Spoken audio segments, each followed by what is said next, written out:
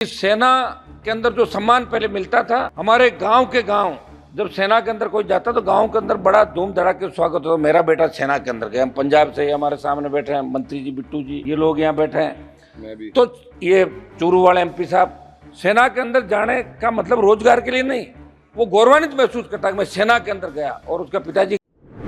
नमस्कार, SPN 9 news में आपका स्वागत है। मैं हूं आपके साथ दिनेश कुमार। राजस्थान में आज राजस्थान सरकार के कैबिनेट मंत्री किरोड़ी लाल मीणा ने इस्तीफा दे दिया।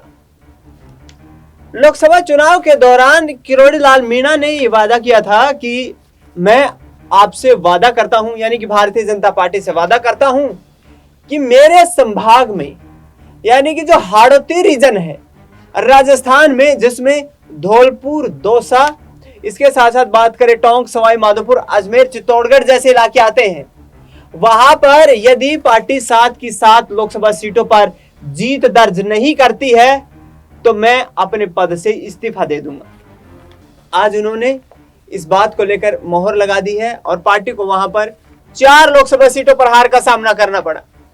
उसका पलटवार करते हुए राजस्थान कांग्रेस पार्टी के दिग्गज नेता सचिन पायलट ने जबरदस्त हमला बोला।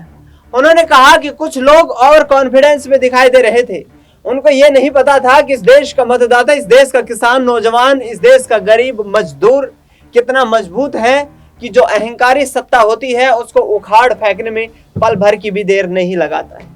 उन्होंने कहा कि हमने राजस्थान का चुनाव लड़ा, मजबूती के साथ चुनाव लड़ा, लेकिन विधानसभा चुनाव में हार का सामना करना पड़ा।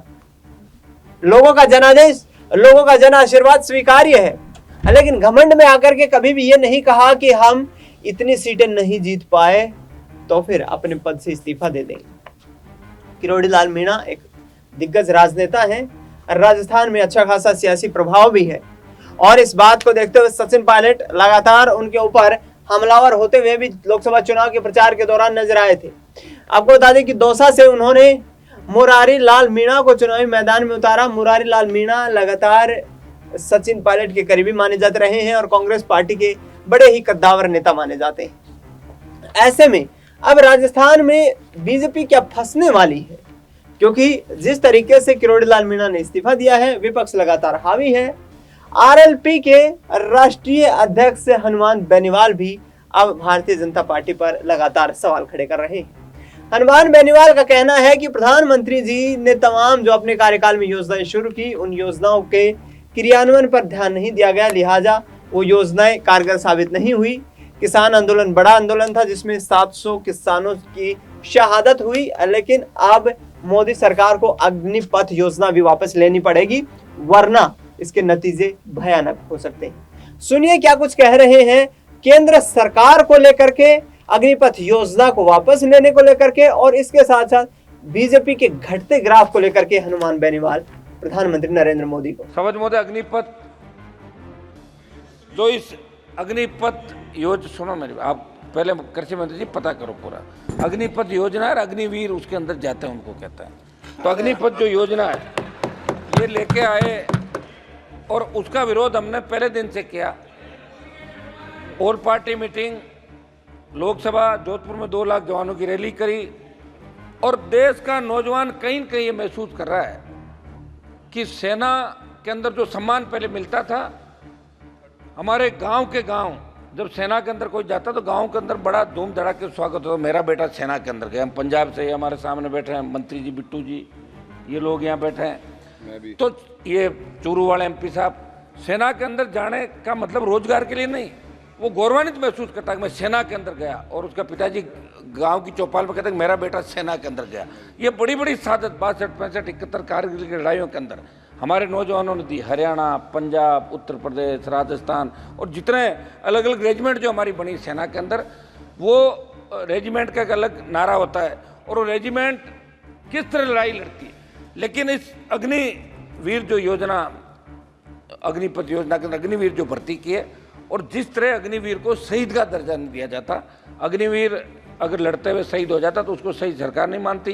जैसा रक्षा मंत्री जी कहते कि 1 करोड़ रुपए दे रहे हैं, तो 1 करोड़ रुपये कोई मायने नहीं रखता साहब। लोग वहाँ लड़ने के लिए 20,000 फीट ऊंची पहाड़ियों पर जाते हैं।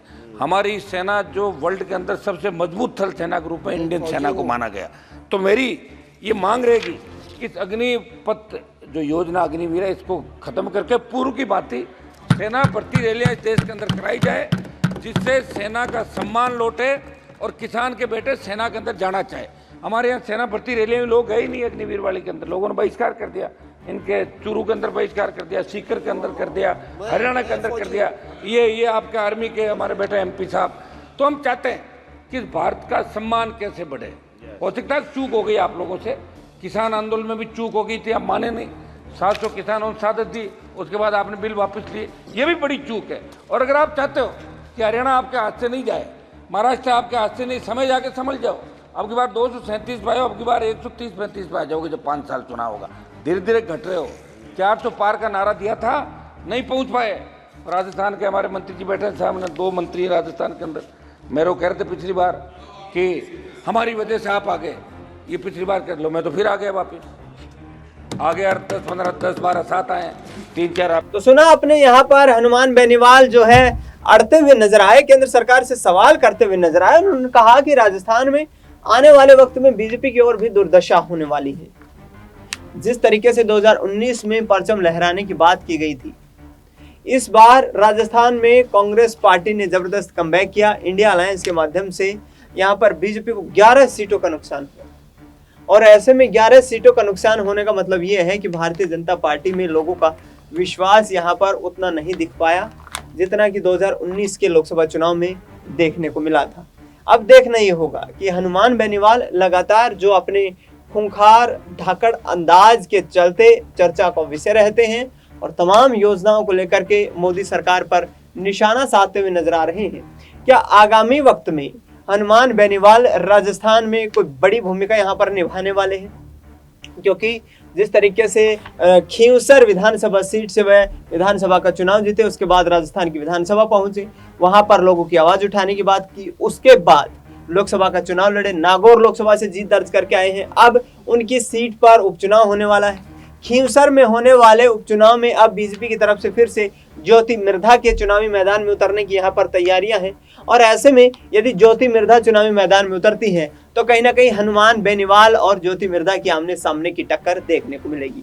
यानी कि वाकई में राजस्थान की राजनीति बेहद दिलचस्प हो चुकी है। एक तरफ वसुंधरा राजे सिंधिया के आगामी वक्त का, आगामी राजनीतिक भविष्य का लगातार यहाँ पर जो है संकट मंडराता हुआ नजर आ रहा है, तो दूसरी तरफ यहाँ बीजेपी की लोकसभा चुनाव में 11 सीटों पर हार और अब हनुमान बेनीवाल की सीट पर एक बार फिर से सियासी संग्राम मचना इस बात के संकेत दे रहा है कि आगामी वक्त चुनौतियों पूर्ण होने वाला है। देखना ही होगा कि क्या कुछ होता है और हनुमान बेनीवाल क्या विधानसभा में अपनी सीट को बचा पाते हैं, क्योंकि खींवसर से वह विधायक बने थे और अब लोकसभा में अपने इलाके का प्रतिनिधित्व करते हुए नजर आ रहे हैं।